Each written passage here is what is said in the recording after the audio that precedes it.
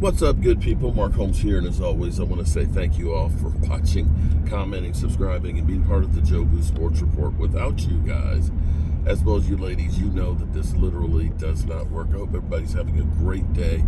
I am loving it because right now, spring is in full effect. It is 83 degrees here. After freezing my ass off, it's going to get close to 90 today. It's like, do we skip springtime somehow?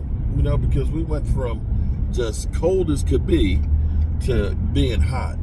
But be that as it may, being in the Shenandoah Valley at this time of year right now is beautiful. You can see the windows out here as I'm going through the mountains and all. Seems like I'm always on the road, and time is going by so quick, I can't keep up because I was thinking about the trip to Vermont. I am a volunteer lead coordinator on a community rebuild that we're going to be doing in Vermont. And this is one of those things that I love doing because in life it's about giving back. You guys may remember our great friend Stuart Morrison, who passed a couple of years ago, going down there, and his dying wish was to take care of his mom. And unfortunately, we didn't get down there in time before he passed. But we were able to go down there and fix the house. You know, as you get older, and I'm dealing with this situation with my parents and Tracy's parents, as you get older, you need help. And the things that you used to do, you can't do the same way. And you have to start looking at the next thing. And fortunately for us going down and doing the work that we did on the house, they were able to, she stayed, but the house was too big for her to be able to take care of, and she's getting older and stuff and needs some help.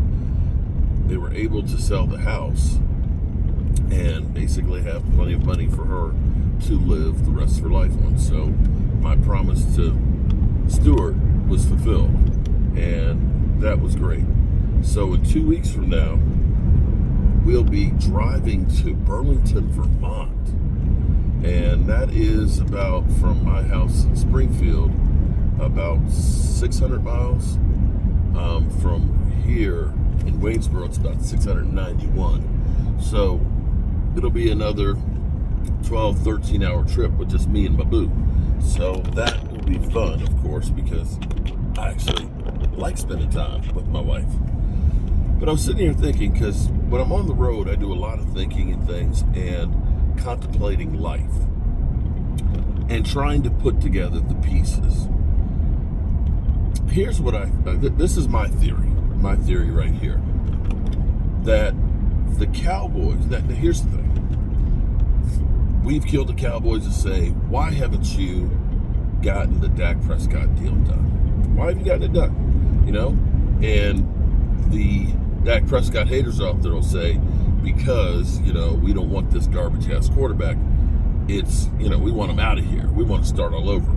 Yeah, well, that sounds great in theory, that you could just, like fantasy football, get rid of one guy, plug in a new one, and everything's going to be great, because it doesn't work that way. I think the Cowboys recognize that they actually have a really good quarterback. And if you're Dak Prescott, right now, you have more power to decide your fate than maybe anybody has. You can sign and say, I'm going to go ahead and finish my career up with the Cowboys, maybe make a concession because I've already gotten the first bag, that I'm going to stay here for the rest of my life or the rest of my career, sign that deal and say this will probably be my last deal. Well, at his age, actually, it wouldn't be. Or I could go elsewhere and pick the team that I want to go to. If the Cowboys aren't going to do what it takes, if I can see the writing on the wall that it's just the status quo and we're not going to be about trying to win it, then I can go elsewhere to a team that'll say, yeah, we want to win it. That maybe it's the Rams, Matthew Stafford's getting up there a little bit.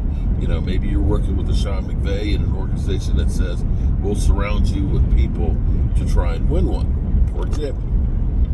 And maybe it's been the Cowboys have been wanting to get the deal done, that they're the ones chasing to get Dak Prescott under contract. And it's Dak Prescott that's been saying, you know what, I'm going to wait. I'm going to see what you guys do. That is a possibility. I know haters, you're going to say, he's a garbage-ass quarterback. Nobody wants him. You're full of shit. You don't know what you're talking about. But as I look at this draft was full of a lot of needs. It was. We knew we were going to have problems with the offensive line. We looked and said that, maybe, we re-signed Igoda because you start thinking, is Igoda going to be our left tackle? Oh, jeez. Is Brock Hoffman going to be our center? They believe in Brock Hoffman, a guy who doesn't necessarily have the great pedigree that you want, and so on. And they could have done those things. But it feels like what the Cowboys have done, now bringing back Zeke, that's Dak Prescott's guy. That's his best buddy. Let's be clear here. Zeke is going to be throwing M&Ms in the locker room, okay? That's Zeke. Bringing back Zeke for no other reason, I think, is about appeasing Dak.